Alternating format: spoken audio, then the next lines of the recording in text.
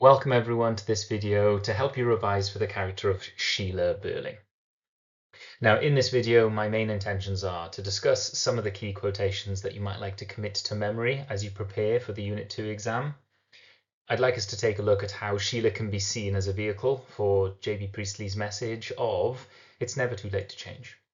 And perhaps if the younger generation do change towards a more socialist attitude, then perhaps the world is not as doomed as he thought, and perhaps we can escape the fire, the blood, and the anguish as prophesied by the inspector.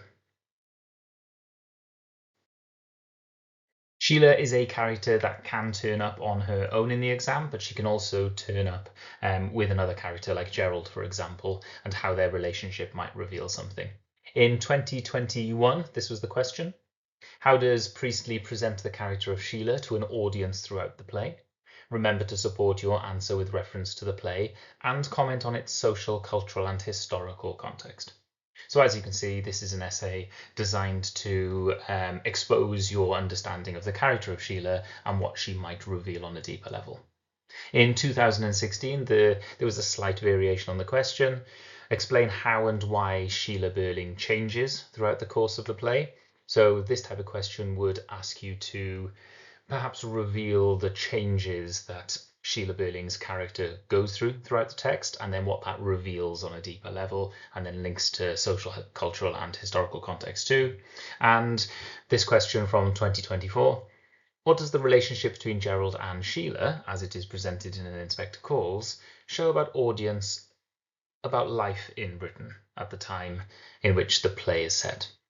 So this time you would analyse the relationship between Gerald and Sheila, but then also try and use that relationship to reveal different facets about life at the time. Now, of course, knowledge about Sheila in the play is not just useful for questions asking you to analyse the character of Sheila. There are lots of other questions that can be asked where a knowledge of Sheila is going to be not just advantageous, but probably essential. This question from 2023, none of the main characters in An Inspector Calls can be seen as innocent. How far do you agree with this statement? Now, it might be useful to use Sheila as part of your answer for a question like this. And this one from 2017, who or what is most responsible for the death of Eva Smith? Now, it's completely up to you what your argument might be, but you might very well mention the character of Sheila along the way. So you can see that understanding the characters aren't just for a single question on a character, but also perhaps for an argument to be created in a theme or a discussion on an argument. For the purposes of this video, I'm going to focus on this question: how and why Sheila Birling changes during the course of the play. This will give me a really good opportunity to expose what the character might reveal on a deeper level, but also go through her metamorphosis. Now, I think the character of Sheila changes dramatically. I think she probably changes more than any other character. In this text, we see some characters who do go through a change. I think Eric begins a change towards the right direction. And then you've got some characters who could change and choose not to. I think Gerald is a clear character who could make the change. He seemed to want to make the change of being a better person after feeling so much remorse for his part in Eva's death. And then you've got those who completely revert to their old lives, have no intention of changing. They fought the inspector every step of the way. Mr. and Mrs. Birling clearly show the older generation who are just not ready to change at all. Now, the way I see this, at the beginning of this text, I would argue that Sheila is incredibly indulged. She is naive and innocent, and she is completely ignorant of the world that she lives in.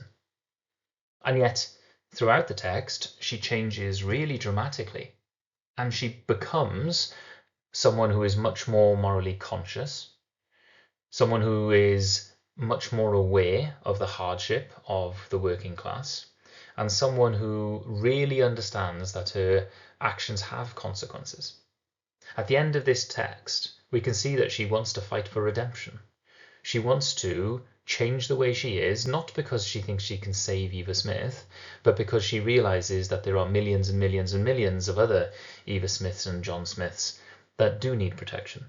So my argument would be that Sheila, of all of the characters in this text, changes the most. Now, there is something that causes that massive shift in her personality. Now, I'm using the term anagnorisis here. The word anagnorisis means a moment of understanding of the consequences of actions, and it almost awakens someone.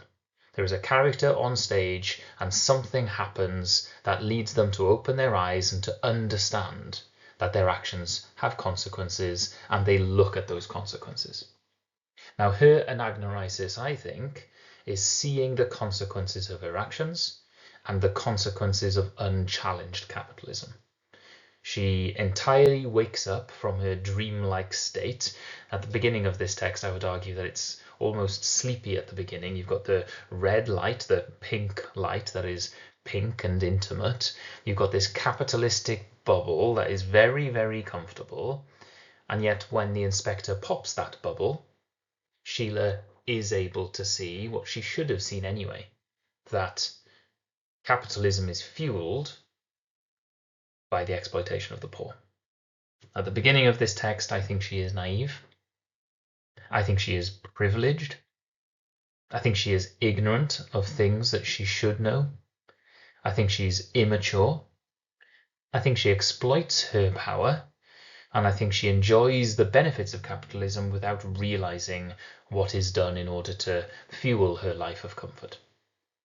But at the end of the text, I think she's completely different. I think she's much more informed. She knows the hardship of the poor. She is horrified by the other characters that rigidly stick to their convictions and lack any empathy at all. I think she becomes much more aware of her privilege. She is resolved to change. She's determined that she's not going to be the person that she was at the beginning of this text. And most importantly, she becomes empathetic. She starts thinking about how other people might feel. Now, I think J.B. Priestley uses Sheila because if she can change, then perhaps anyone can change.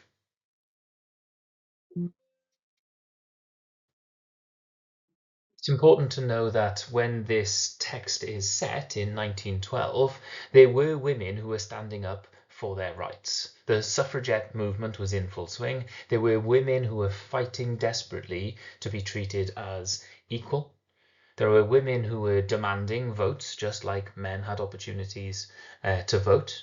And their motto was deeds, not words, to take action, not to rely on words to have an impact. At the beginning of this text, Sheila doesn't use her words, and she definitely doesn't have any deeds that are meaningful. At the end of the text, I think she sounds much more familiar to the type of woman that was ready to take responsibility for their actions. She does sound like someone who does want to have a voice and to be able to do something. Now, deeds, not words, I think links really well to the end of the text, because at the end, Sheila wants her parents to change. I think she is ready to take action and she's ready to use her words. To structure my essay, I would focus on 5 clear sections. My first section would be a clear introduction where I try and explain what J.B. Priestley is using Sheila for. I think it's so important to realize that Sheila doesn't exist. She is a symbol. She's been created as a vehicle to share a message. And we need to consider what J.B. Priestley uses Sheila for. For me, I think he shows us that if Sheila can change, anyone can change. Now, she is someone who has spent her entire life in this very excessively capitalistic bubble of the dining room. Her life is perfect and she's never had to question how other people live their lives. I think the reason why she's there is to show that if people don't make changes, then that horrible, pernicious cycle of the rich capitalizing on the poor and exploiting them for their labor will go on perpetually until we end up in a really unfortunate future where the rich own everything and the poor own nothing. After that, I would move on to my main first section, and I'm going to structure this fairly chronologically. I'm going to start off with how she is presented at the beginning, because a question about change, I should really try and chart how she is at the beginning, how she changes, and what she ends up like at the end. Now, at the beginning, we're going to talk about how she is very self-congratulatory. She's very pleased with her life. Everything is perfect. She's got the man of her dreams, and she's never actually had to consider the hardships of anybody else.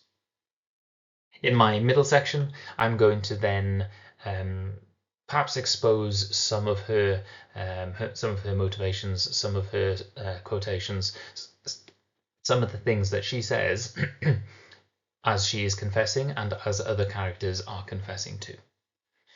And towards the end of my essay, I'm going to try and reveal how Sheila seems to learn her lesson, and yet some of the others do not, and her horror at seeing her parents willing to revert to their excessively comfortable lives fills her with a dread, fills her with disappointment, fills her with abhorrence. She can't believe that anyone who has contributed to a suicide hasn't learned their lesson.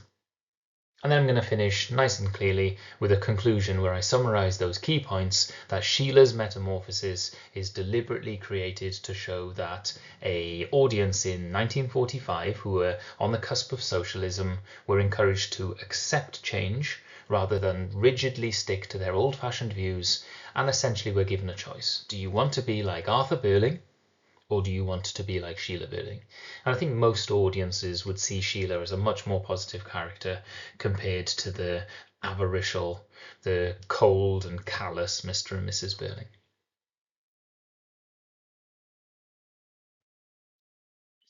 To help you out with how to start this type of essay, I've written an introduction that I'd like to share with you, and I'd like to see what you think, because I think it's structured in a fairly sensible way. Throughout An Inspector Calls, Sheila undergoes a significant transformation. Now, I've tried to be as clear and concise as I possibly can, and I have directly answered the question that's been given to me. It's all about change, and I am suggesting that Sheila goes through a huge amount of change. I'm now going to quantify that. I'm now going to explain what that change might mean. So for me, this was my second line. While Mr. Birling, Mrs. Birling, and Gerald Croft are content to return to their lives of capitalist avarice and continue the cycle of exploiting the proletariat, Sheila emerges as a character determined to learn from the inspector's message and change her behaviour. Now, what I've tried to do in my second line is to explain my first line. My first line was she goes through a massive change. Now I'm trying to show what that change might be. My third line is this. Written in 1945, a period of political shift away from the Liberal Party's laissez-faire approach and towards the socialist ideals of the newly elected Labour government, Priestley uses Sheila to represent the hope for genuine societal progress. In that sentence, I wanted to show my examiner that I understand that Sheila doesn't live in a vacuum, but that she's being used to comment on what was happening at this time. And at this time, we had a choice. Do we want to continue the Liberal Party's attitude of leaving things as they are and allowing the capitalist cycle to continue? Or do we want to accept the socialist message of the Labour government? My final line. Priestley uses Sheila to symbolise the potential for change when individuals begin to view others not as disposable tools for profit, but as human beings deserving of respect and equality. My final line, I'm trying to really show what Priestley is actually trying to make us see. And I think he's trying to show us that if Sheila can change, then we should try it too. Because if we are not Sheila, we are some of the less likeable characters, and we are falling into that trap of considering poor people as disposable tools of profit. I hope that introduction helps you. I'm now going to take a look at the first sections I might write. The first section is about Sheila's initial depiction. Before I take a look at some of the things that Sheila says, I want to just remind you that in an essay on Sheila, you do also need to know quotations from other characters that comment on particular themes. So this line that is spoken by the inspector, I think, is really important to the character of Sheila. Because the inspector says quite sharply to Mr. Birling, your daughter isn't living on the moon, she's here in Brumley too. Now, I think as a quotation that's really important because it shows that ignorance is not an excuse.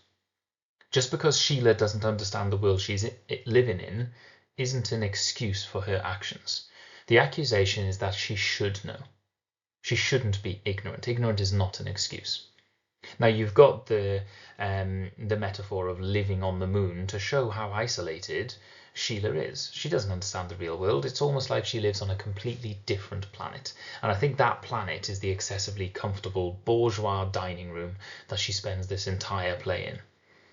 Now, the fact that she lives here in Bromley too means that there's no excuse for her not to understand the hardships that the poor actually face. Now, we're going to contrast that with how naive and gullible and innocent she is at the beginning. And I think it really colours the argument that we're going to create. The first description we get in stage directions of the character of Sheila is that Sheila is a pretty girl in her early 20s, very pleased with life and rather excited. Now, the fact that she is a pretty girl, there is a suggestion that this is someone superficial. The fact that she is good looking makes her life very, very easy, and the fact that she's in her early 20s shows that she has lots of potential in front of her. Now, this is someone who has probably been groomed to be a wife and a mother, and she seems to be completely happy with the life that she's been given. It says that she is very pleased with life, and I think the reason why she's very pleased with life is because she metaphorically won the lottery, didn't she? She was born into a rich family, she is good looking, she's got plenty of energy, she has a very rich fiance. She's the type of person that is very pleased with life. That shows that she's excessively happy because she's never had to struggle a day in her life. It also tells us that she's rather excited, and I think that makes her sound a little bit juvenile, makes her sound a little bit infantilized, and that is then continued in how she speaks to her mother and father. She calls them mummy and she calls them daddy, and that infantilized language shows that this is somebody who is emerging into a young woman, but really has been protected from adulthood her entire life, so she continues to be quite childish and quite juvenile. Now, when she finds out that, or when she listens to her father talking about business at the dinner party, Arthur is said, don't talk about business, and Sheila is also not wanting her father to talk about business. She says, neither do I, all wrong, because she doesn't really want to hear what her father does for a living. She doesn't want to understand where all of the money comes from, because for her, she's quite happy to reap the benefits of capitalism without actually understanding where that money comes from. Now, as we read the play, we can see where the money comes from. The money comes from suppressing the wages of employees, from exploiting the poor for greater profits, for raising prices. The money that has supported her entire life comes from less desirable actions than she would like, and yet she's quite happy to maintain her ignorance. This is someone very happy to be ignorant. All the way through the beginning of this text, we can see that Sheila is quite happy to assume her position, and her position is one of inferiority. As a woman in 1912, she is quite happy to accept her domestic role. She is someone who is groomed to be a wife and a mother, and she is never going to challenge the patriarchal system that she finds herself living in. Where it says, I think Sheila and I had better go into the drawing room and leave you men. Now we've got this clear division of Sheila and the mother. They go to a separate room and allow the men talk about their business. Again, it shows that Sheila is protected from too much knowledge, but also that she has no desire to know anything about the business that her father is in. Now, her father often tells her what to do or often chastises her, and we hear quite frequently at the beginning of this text Sheila apologising. Now, she's been groomed to apologise because as a woman it wasn't her place to question her father, and as a result there are lots of quotations like, I'm sorry, Daddy. And it just shows that she has been bred to be very compliant. Now, all of the time that Mr. Birling is pontificating at the dinner table, and he talks about how Germans don't want war, and he talks about how the Titanic is unsinkable. Throughout that time, the men do interject. Mr. Birling has a few conversations throughout his monologue, and Eric challenges him, and Gerald will say something, but Sheila never does, because she maintains her silence and she listens to men talk and she doesn't question their authority at all. And we also see that she's very materialistic, and I think the materialism of Sheila is really important to discuss. It also shows that she benefits from the excessive comforts of capitalism, and she's also completely blind to the exploitation of the poor. Now, I think one of the biggest symbols when it comes to Sheila is her wedding ring, her diamond ring that's given to her by Gerald. Just the one she wanted. Now, when she sees it, she says, "I'll never let it out of my sight for an instant." I think she's completely dazzled by this ring. And then later it shows us that, Sheila is still admiring her ring. Mr. Birling notices that and gets frustrated because he wants Sheila to listen to him. I think the fact that she is completely engrossed by this ring on her finger shows that she's dazzled by material wealth, just like she's dazzled by the character of Gerald. And it really shows that she places a huge amount of value on material objects. We see it with her dresses. We see it when she goes to buy dresses from Millard's as well. Now, I think this shows that she's very happy to accept the gifts of capitalism, but she never questions where those gifts may have come from. And I think these two symbols are really important. The diamond ring on the left-hand side of the screen, that is a symbol of the fruits of capitalist gain. And we could argue that they are built upon a foundation of exploitation of the proletariat in enormous factories, in industrialized towns and cities, and that Mr. Birling isn't earning the money that he gains in profit. It's built upon the backs of workers who are paid a low price, lower costs and higher prices, so that it feeds that capitalist cycle. The image on the right I wanted to draw your attention to because I think the dining room scene itself should be seen as a symbol of capitalist avarice and greed. A dining room is a place of consumption. It's a place where we eat. It's a place when we take something that's been created and we consume it.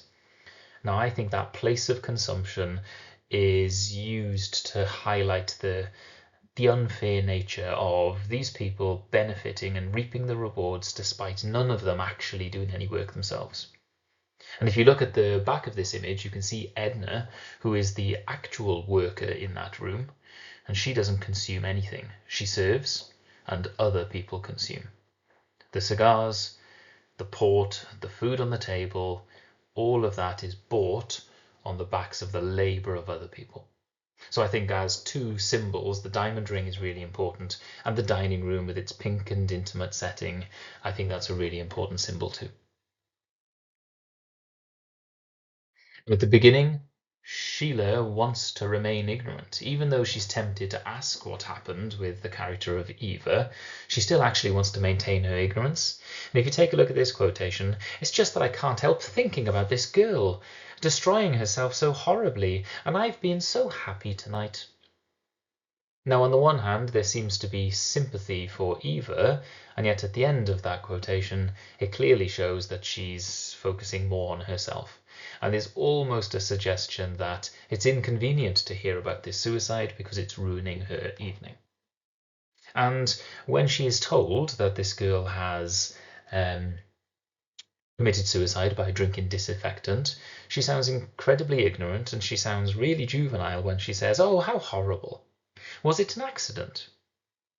I mean, clearly it wasn't an accident if someone has intentionally drunk bleach, but you can see it makes her sound almost foolish. We also see that she literally tells the inspector that she'd like to revert back to her ignorance. She says, "Oh, I wish you hadn't told me." That is very different from wishing it didn't happen. Now, for Sheila at this point, it's almost like she wants to hide from the realities of the world and go back to her little comfortable bubble instead of actually trying to deal with some of those more difficult conversations. When she asks about the person who committed suicide, she says, "What was she like? Quite young?" And then later she asks, "Pretty?" Again, this makes her sound quite childish and very superficial because she doesn't care about the real Eva Smith. All she really cares about were her superficial good looks, as if she is good looking, then it's more of a tragedy than if she had been unattractive. Now, Sheila sees the cruelty when she is actually exposed to it. So when she finds out that Arthur was the person who sacked Eva because Eva had become a little bit too confident and was elected to be one of the leaders of the strike, she notices the cruelty, but only when she's exposed to it. Up until this point, she didn't know how her father run his business, but when she does find out, she instantly identifies the injustice. And she challenges the actions of Arthur because she can see that clearly it's an unfair way of treating another human. And she says, "I think it was a mean thing to do. Perhaps that spoilt everything for her." And this is the first time where we see Sheila understand that there is a chain of events, like the inspector says, and that perhaps one action sometimes leads to unintended consequences. So it's the first time we see her really identify the sins of others and understands that those types of decisions make fairly large ripples in consequences. Now, when Eva Smith is described as cheap labour, and we get those quotations from both Gerald and Arthur about how important it is to suppress wages because if you don't come down hard on these people, they'll soon be asking for the world. And I think Sheila's morality falls much closer to the inspector. The inspector says things like, "It's better to ask for the world than to take it, Mr. Birling." And we can see that for Sheila, she says, "But these girls aren't cheap labour. They're people." So Sheila is able to see the humanity in people, and she doesn't see human beings as disposable items to throw away.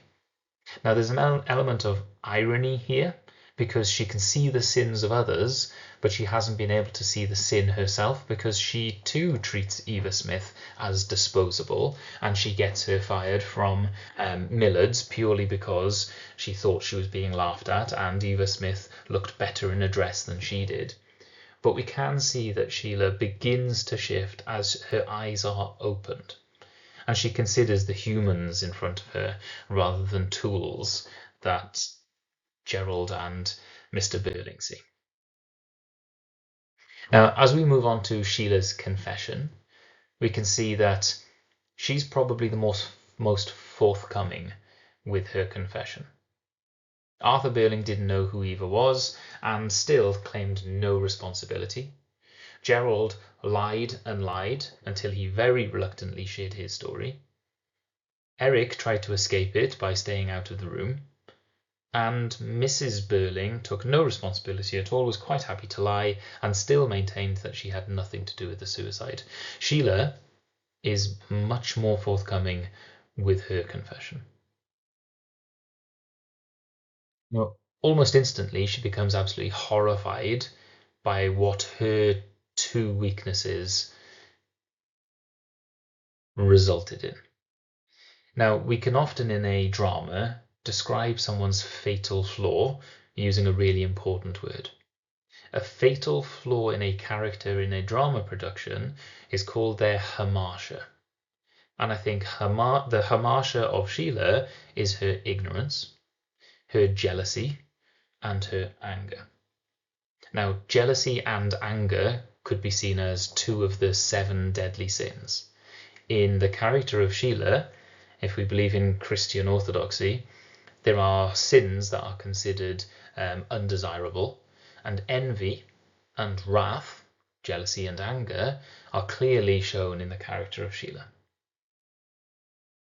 When she first sees the picture of Eva Smith, it says she looks at it closely, recognizes it with a little cry, gives a half-stifled sob, and then runs out.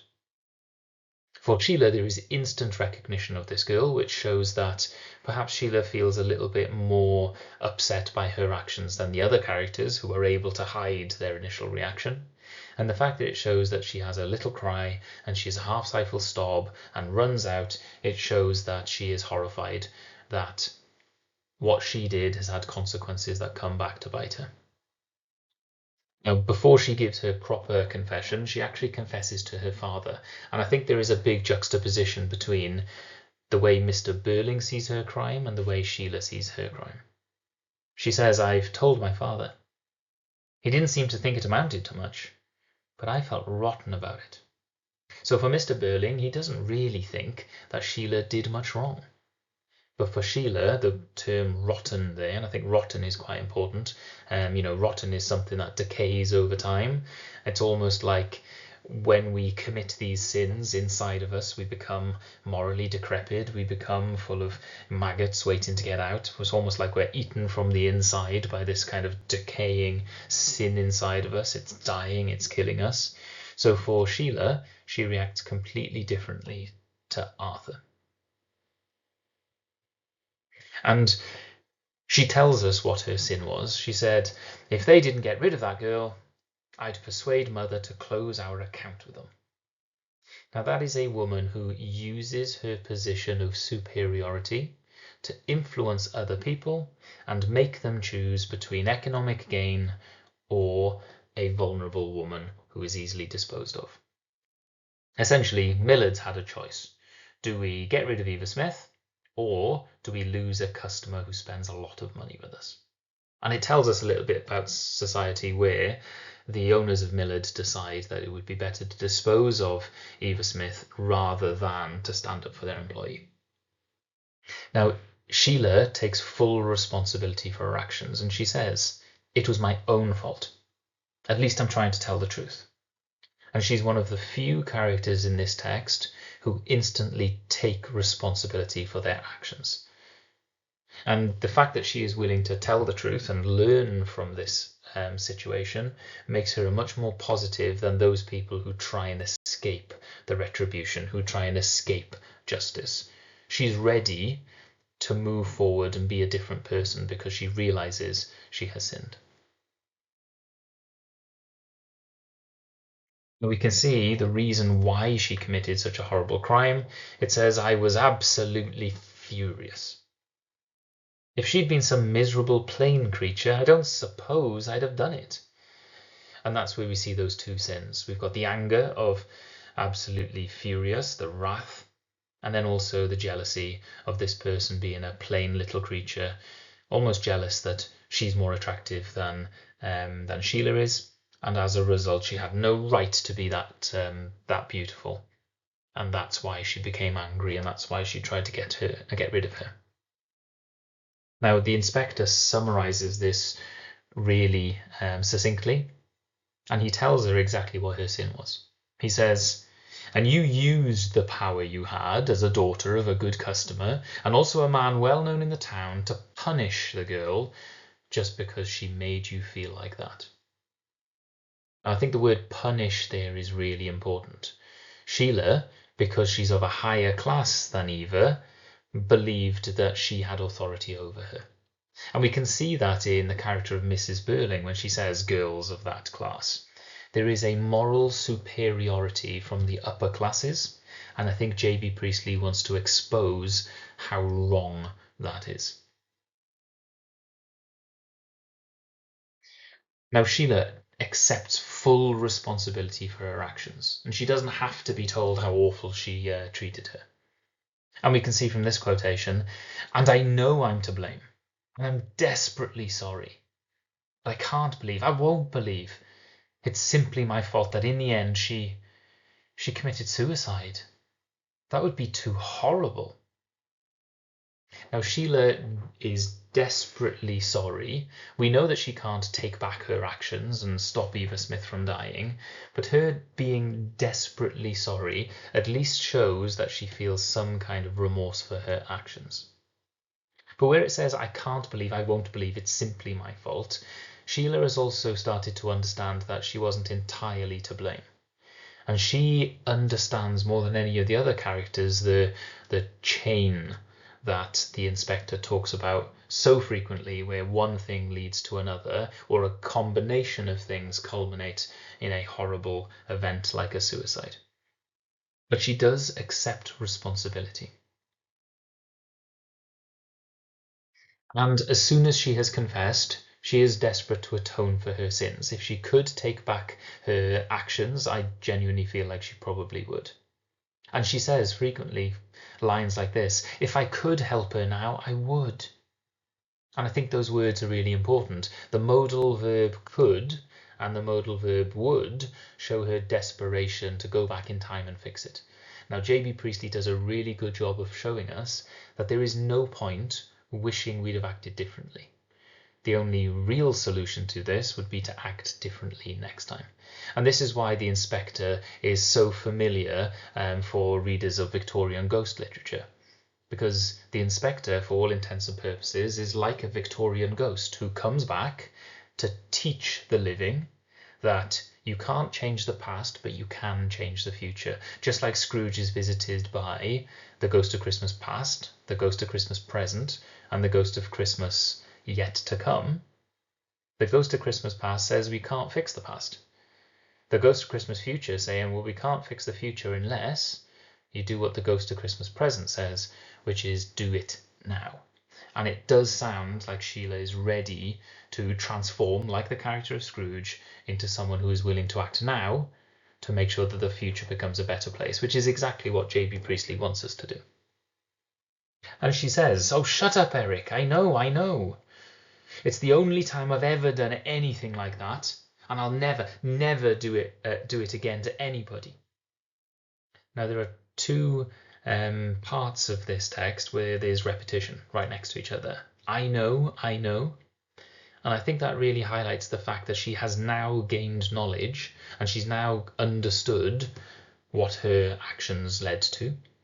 And then you've got directly next to each other, never. And I think that solidifies her resolve to show that she is determined that this will never happen again. Now, there is a technique of having two direct words right next to each other, and that technique is epizeuxis.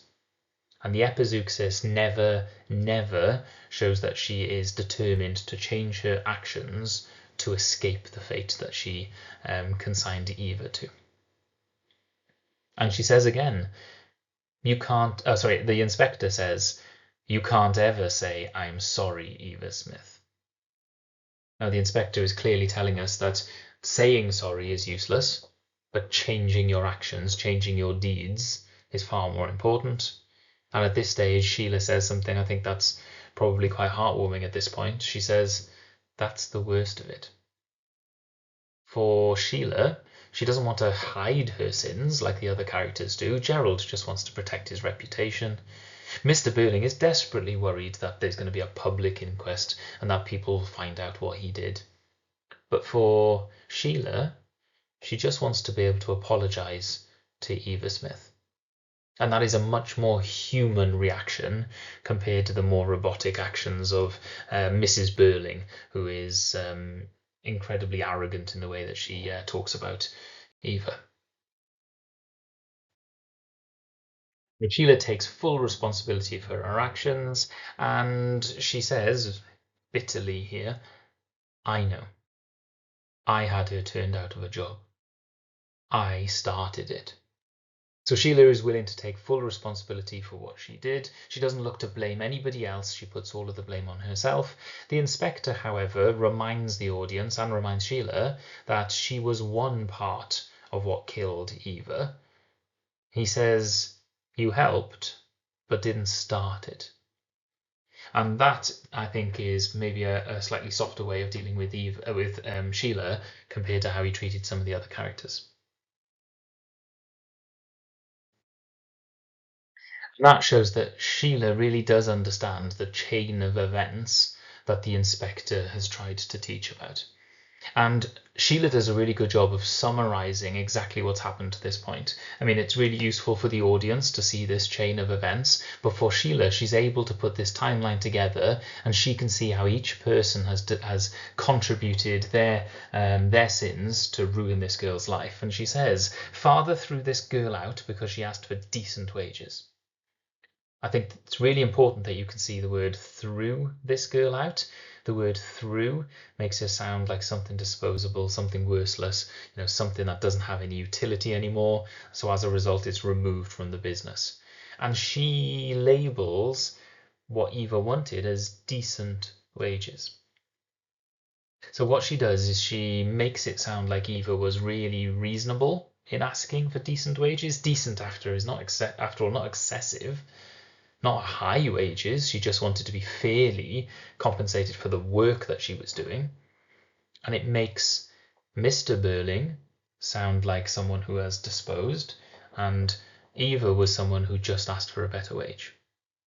She takes on full blame and she says, "I went and pushed her father out, right into the street, but just because I was angry and she was pretty." Now, the fact that she says right into the street, it shows just how cruelly that she has treated. She takes full ownership for that. And she also labels her own sins, and it makes it sound really stark at how cruel and callous she was, angry and she was pretty. Then she summarizes that Gerald set her up as his mistress and then dropped her when it suited him. And again, the language choices reflect Sheila's real understanding. Set her up as his mistress. That reveals that Gerald used that power and exploited it to get what he wanted from Eva. The word mistress shows that maybe Eva was nothing more than sexual gratification for Gerald, even though Gerald tells us that he was emotionally invested with her.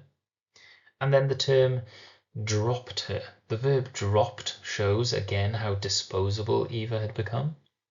And now you're pretending you don't recognize her from the photograph. Now what Sheila is able to then do is accuse her mother of not taking this seriously and not being willing to at least listen to the inspector's messages.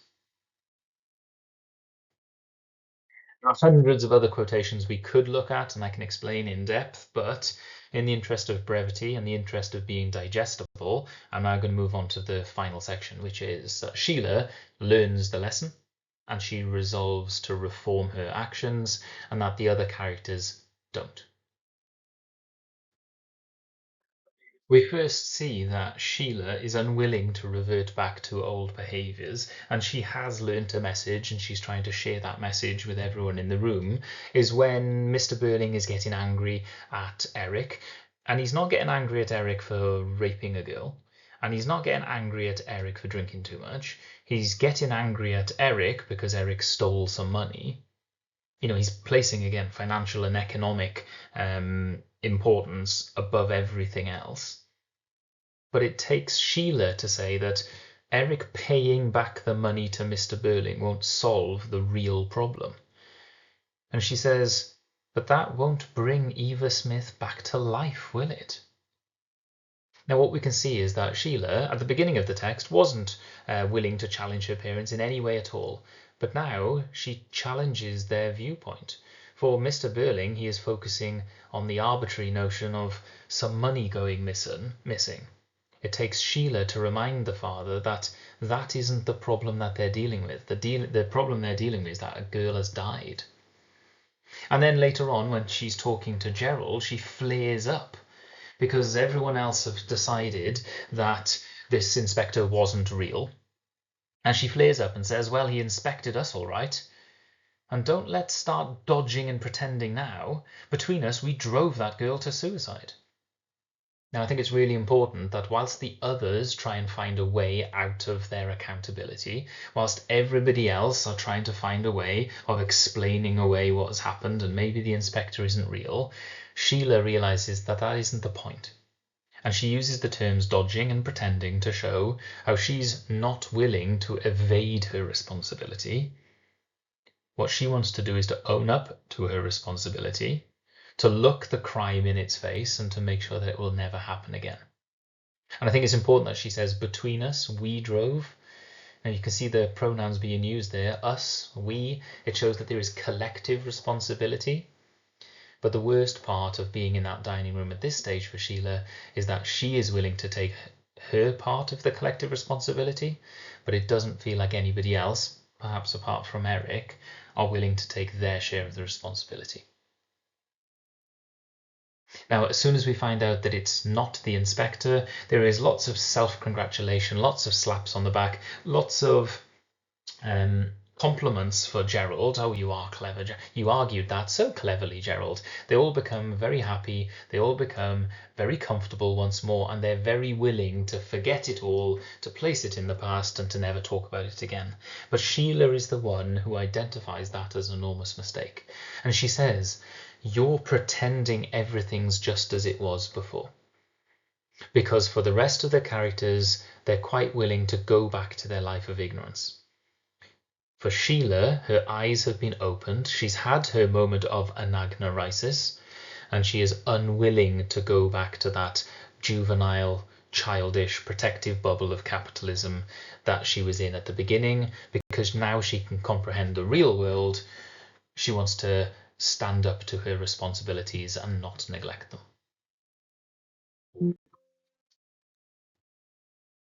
Now, at the end of the text, Sheila becomes the most mature person in the room. And she actually tells her parents that they're the ones who are acting childishly. Now, when she says, "You knew then, you began to learn something, and now you've stopped. You're ready to go on in the same old way." Now, what she says to her parents and to Gerald is that this cycle will never be broken unless people are willing to learn the lesson of the inspector. When the inspector says that if we don't learn this lesson, then we will learn it in fire and blood and anguish, that's a direct reference to, first of all, the Bible, that the apocalypse arrives when people neglect their responsibilities, but also to the very real possibility of a Third World War. And those people in 1945, just after the Second World War had finished, they didn't have an appetite for another war. One more war could be the end of the human race. After all, World War II ended in nuclear explosions. So when she says you're ready to go on the same old way, I think this shows that for Mr. Birling and for Mrs. Birling and for Gerald, they are very willing to go back to the old-fashioned views of the poor, the old-fashioned capitalistic society that we're trying to break away from. They're trying to go back to those Liberal Party attitudes of laissez-faire politics, and they're not ready to accept what the nation had decided, which is a socialist ideology. A society in the future where perhaps everyone is valued, where everyone has a place, where everyone has meaning, and maybe we look after the vulnerable rather than exploit them.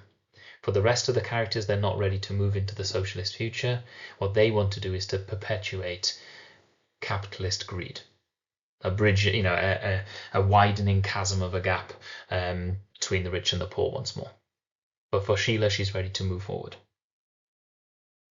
And she says, "I remember what he said, how he looked, and what he made me feel. Fire and blood and anguish. And it frightens me the way you talk, and I can't listen to it anymore." And I think it's important that the word frightens is used, because it is frightening when people are unwilling to learn the lessons of horrific sins and horrific mistreatment.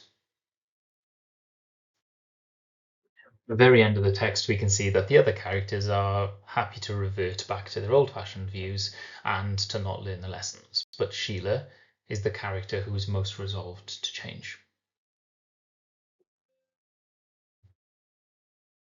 Mr. Birling's views at the end of the text are to ask Sheila to go back to Gerald, to ask for the ring back, to accept his proposal, and to accept her life of domesticity, of superficial attitudes, and to go back to her life of ignorance. But for Sheila, she is unwilling to revert to ignorance. Mr. Birling says, "Look, you'd better ask Gerald for that ring you gave back to him, hadn't you? Then you'll feel better." And I think it's really important that Sheila says that she won't. She says, I'm not going to take the ring back, but she does it in a way that perhaps is a little less strong. She says, no, not yet, it's too soon, I must think.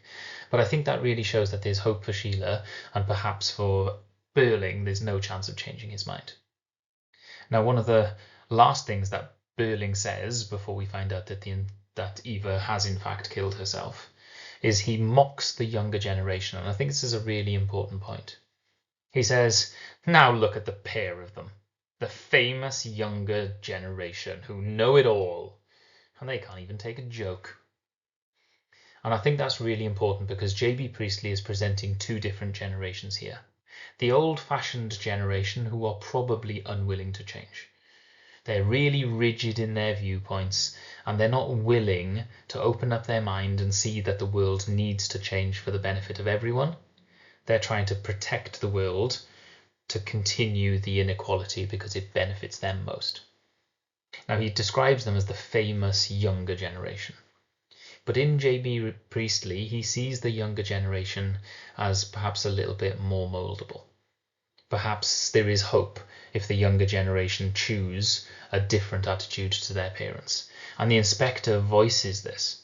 He says we often have more of an impact on the young because they're more impressionable. Now, Mr. Birling says they can't even take a joke. And I think the word joke there is fairly abhorrent because for him, the lessons of the inspector are just seen as a joke and nothing to actually be worthy of listening to. And it makes him sound like a really ignorant character and unwilling to change completely. At the end of this text, we have a choice, don't we? Do we want to be like Sheila, and do we want to march forward into a new dawn? In 1945, we can accept socialism, we can look after each other, we can look after the vulnerable, we can build a better world. Or do we march back to the past like Mr. Birling, and we continue to exploit the poor, and we continue to feast upon their labour, and we sit in very comfortable surroundings like dining rooms with pink and intimate lighting, and we congratulate ourselves for how clever we are. I think J.B. Priestley uses Sheila to nudge us all to be a little bit more like her at the end of this text. She isn't a good character. She made mistakes. But what the inspector never does is condemns anyone, because everyone can change if they choose to do so. So we should judge Sheila not on what she did, but on the decision she makes at this moment of the play. And we can see that she is one of the characters resolved to be better.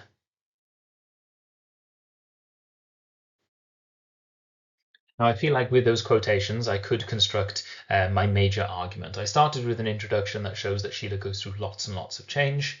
I had a section where I showed how Sheila at the beginning was ignorant, very, very comfortable. In the middle, I used some quotations to discuss how she's appalled by her behavior and she starts to understand that actions have consequences. And then in my final sections, I showed that she accepts the views of the inspector. She accepts those socialist messages in juxtaposition to those other characters who refuse them. This is what my conclusion might look like. In conclusion, Sheila's transformation marks a clear rejection of Mr. Birling's individualistic belief that one must only care for themselves and their own family. Now, I've quoted there almost directly from Mr. Birling, who said that we have to, look after ourselves.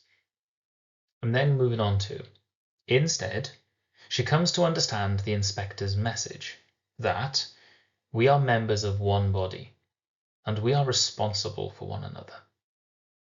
Again, I'm trying to show that she's accepted the messages of the inspector by quoting exactly what he said.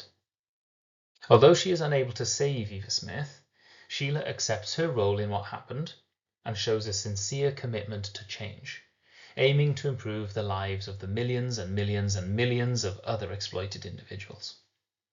She becomes a symbol of hope and progress, and Priestley uses her character to offer the audience a moral mission: to reject complacency, challenge injustice, and embrace the principles of socialism. I think Sheila does those three things, and I think the audience is being encouraged to also choose those 3 principles.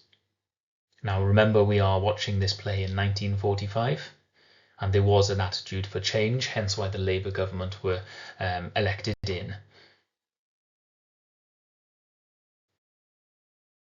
That brings us to the end of our revision session on Sheila. Now, I don't think you should try and memorize every single quotation that I've gone through. I've been quite selective. There were lots of other quotations I could have used. I stayed away from quotations that focused on the relationship between Sheila and Gerald. There was lots of sarcasm that Sheila uses towards Gerald. She calls him a fairy prince. We could have gone into a little bit more detail and looked at how, when those sins are exposed, she begins to see more clearly, and she can see Gerald for what he is rather than for the superficial veneer that we were shown at the beginning of the text. But for brevity, I tried to keep this short, under the hour mark, and I think I've just about achieved that mission. I really hope this revision session has been really useful for you. If Sheila turns up in your exam, I have no doubt that you will perform absolutely fantastically with some really impressive points and some wonderful analysis with context. Massive good luck if I don't see you before your exam. If I have any time at all, I'll try and make one more video in time for your exam. Good luck.